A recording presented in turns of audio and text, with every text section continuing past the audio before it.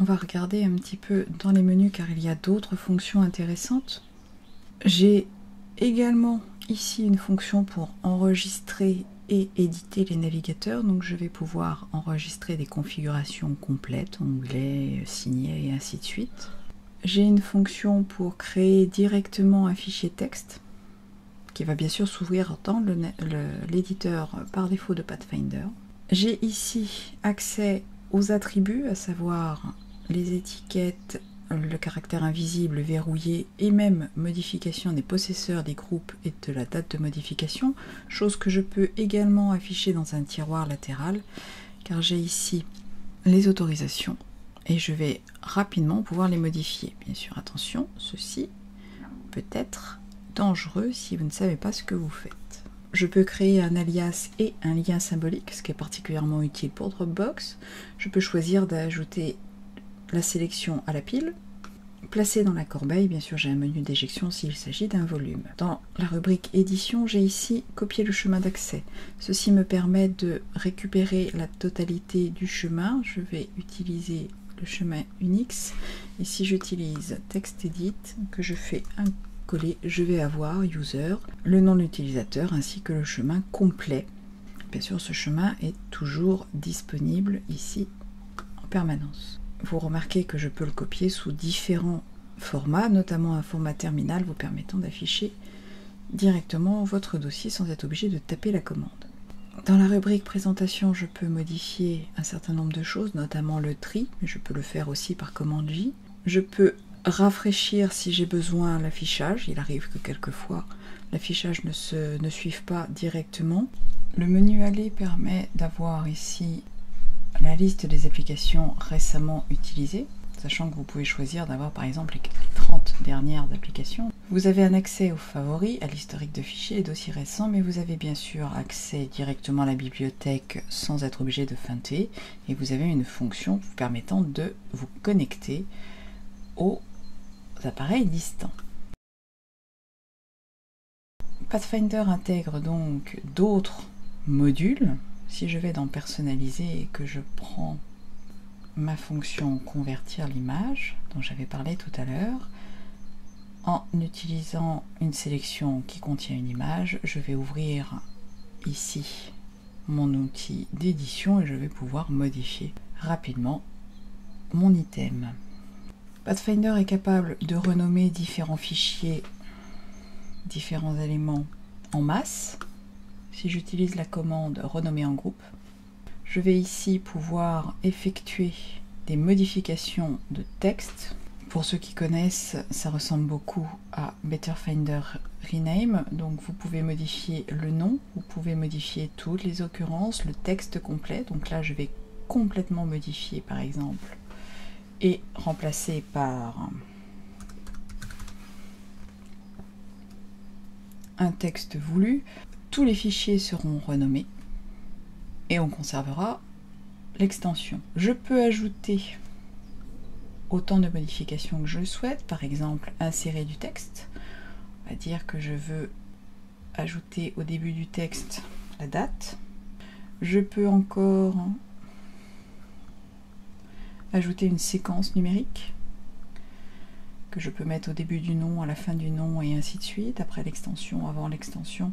Tout est possible et tout ceci va me permettre de créer une séquence de renommage à mon goût. Dans les autres fonctionnalités intéressantes, vous avez la modification en groupe de l'extension. Vous pouvez supprimer directement des éléments de façon sécurisée sans être obligé de vider la totalité de la corbeille. Vous pouvez compresser avec des formats divers et variés car le moteur utilisé est celui de Stuffit. Donc vous remarquez que vous avez ici le zip avec mot de passe. Encore une fois, ceci ne se retrouve pas dans le système natif et nécessite une utilisation d'autres types d'utilitaires. Donc ici, vous avez la possibilité de le faire. Vous avez un module de capture d'écran qui vous permettra de réaliser une capture d'une fenêtre, de moniteur, etc. Vous pouvez créer une image disque immédiatement avec une sélection, avec un dossier et vous changez bien sûr format, cryptage et le reste sans utiliser l'utilitaire de disque. Vous pouvez choisir de graver et bien sûr effacer le disque. Remarquez ici la fonction de cloner. Si vous avez une fenêtre avec un réglage qui vous intéresse et que vous souhaitez en avoir une deuxième, vous pouvez ici la reproduire de façon strictement équivalente. Vous voyez que j'ai deux entrées, par exemple pour mon serveur, ici avec une icône de disque, ici avec une icône d'écran, tout simplement parce que la fonctionnalité de partage d'écran et la fonctionnalité de fichier dossier partagé est distinguée ici dans la rubrique partagée, permettant d'aller plus vite. Ça vous fait un clic en moins. Dans le Finder, il faut afficher d'abord l'appareil pour avoir le menu vous permettant d'utiliser le partage d'écran. C'est une subtilité, elle vaut ce qu'elle vaut. Dernière chose, ici dans les possibilités d'affichage, vous remarquez un petit navigateur iTunes. Donc, je n'ai rien dans cet iTunes là, mais vous pouvez avoir ici votre mini module de lecture et vous lancez les artistes, etc. Et vous pouvez, comme vous le souhaitez, avoir Pathfinder en tant que lecteur de musique. Je vais également dire un dernier mot sur la rubrique balises et classements. Pathfinder, depuis la nouvelle version, permet d'afficher ici les tags et d'appliquer les tags directement. Je vais par exemple ici dire qu'il s'agit d'un document. J'appuie sur Entrée. Je peux dire qu'il s'agit d'une image. Je peux lui appliquer un classement.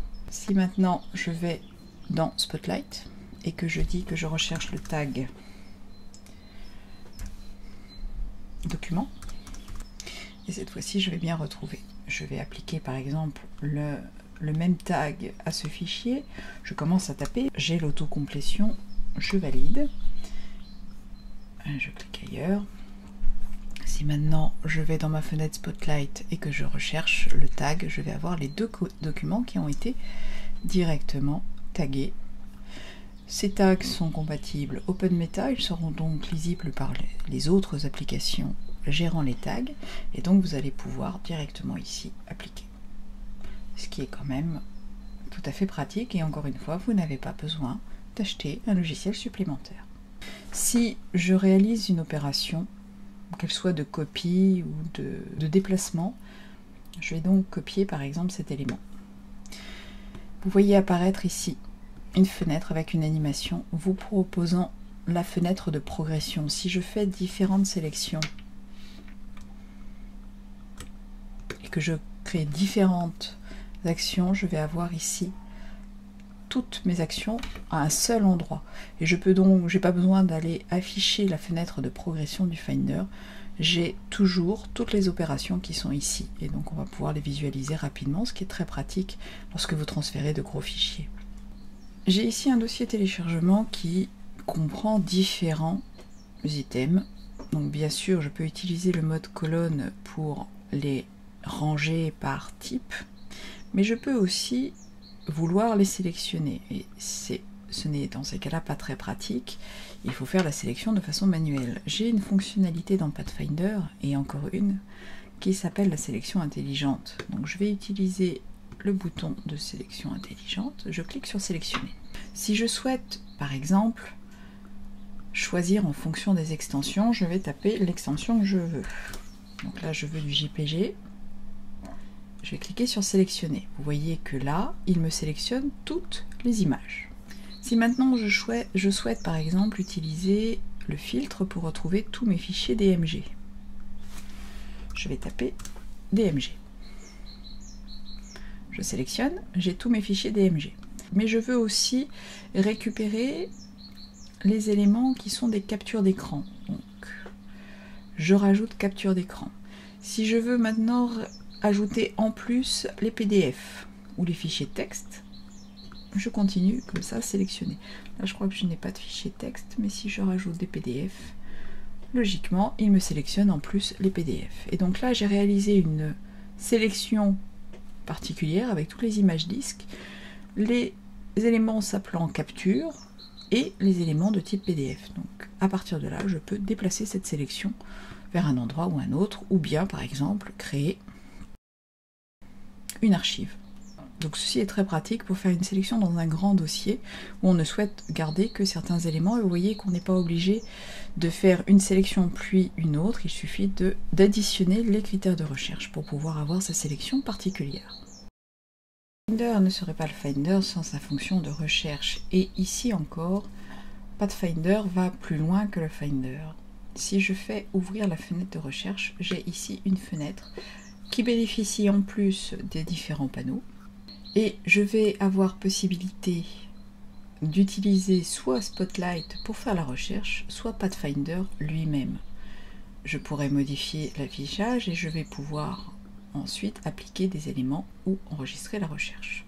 Donc imaginons que je souhaite chercher dans ce document les éléments s'appelant capture, je valide. Je vais en avoir deux, je peux cliquer dessus, je vais donc avoir son chemin d'accès, les informations, l'aperçu. Encore une fois, ici, je choisis ce que je souhaite voir apparaître. Ce n'est pas une obligation de garder les volets tels quels. J'ai donc là deux éléments. Je vais pouvoir ajouter des critères de recherche. Si je vais utiliser la recherche Pathfinder, il va également chercher dans les dossiers cachés, à savoir les différents volumes, la bibliothèque et ainsi de suite. Je peux ajouter autant de critères de recherche que je le souhaite et par la suite je peux également enregistrer la recherche. Vous pouvez utiliser Pathfinder à titre de remplacement du Finder. Malheureusement, ce sera un petit peu incomplet puisque le Finder est indispensable au système, mais vous pouvez au moins choisir d'avoir systématiquement, dès que vous demandez à ouvrir quelque chose, que ce soit Pathfinder qui se lance. Donc je vais l'ouvrir déjà avec la session. Je vais activer le menu d'application. Le menu d'application est le petit icône ici me permettant d'avoir une commande rapide pour afficher un élément dans Pathfinder, un nouveau navigateur, un nouveau fichier texte, lancer les applications ou réaliser des captures d'écran. Et là, vous aurez les applications qui sont actuellement ouvertes. Ceci n'est pas une obligation, on peut l'afficher ou non. On a déjà vu tout ce qui est ouverture par défaut avec l'éditeur Pathfinder et je peux ici activer définir en tant que navigateur par défaut. Dans ce cas-là, lorsque je suis dans une application et que je souhaite ouvrir un document, c'est bien Pathfinder qui va prendre le relais du Finder. Pour ce qui est du navigateur, je peux choisir le dossier de départ d'ouverture et je peux ici activer l'ouverture dans un nouvel onglet pour éviter de multiplier les fenêtres. Même chose pour ce qui est affiché dans Pathfinder, je peux choisir de l'afficher dans un nouvel onglet. Ce qui fait que lorsque je vais ouvrir différents éléments, ce seront des onglets et non pas des fenêtres différentes. Les raccourcis clavier, alors Pathfinder est intégralement pilotable au clavier pour ceux qui aiment. Vous avez ici différentes options, dont une dont je n'ai pas parlé qui est le lanceur d'application. Alors si j'appuie sur commande et F8, j'ai un lanceur d'application. Vous me direz que ça ressemble furieusement à Launchpad, mais c'est exactement ça, sauf que vous n'avez pas de page ici et vous avez surtout un outil de recherche vous permettant de raccourcir sérieusement le défilement des pages. Donc voilà.